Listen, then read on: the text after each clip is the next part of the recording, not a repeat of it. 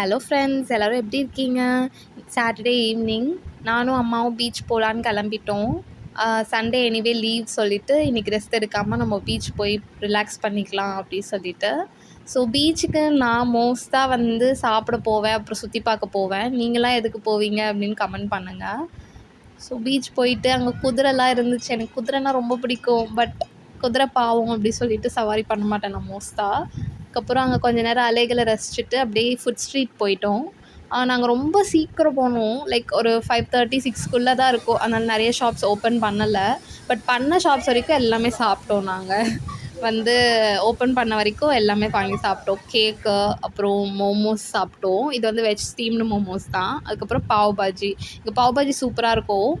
And சாப்பிட்டு முடிச்சுட்டு இங்கே இந்த மாதிரி டாய்ஸ், ஸ்டேஷ்னரி ஷாப்ஸு, அப்புறம் இந்த ஃபிஷ்ஷு க்யூட்டாக இருந்துச்சு. அந்த ஃபிஷ் ஹப்புன்னு ஒரு ஷாப்பு. நான் ரொம்ப நாள் இந்த பீச் போயிருக்கேன். லைக் ரொம்ப நிறையா வாட்டி போயிருக்கேன். பட் இப்போ தான் நான் அதை நோட் பண்ணுறேன். அப்படியே வீட்டுக்கு போயிட்டோம். இந்த கோவில் என்னோடய ஃபேவரெட்.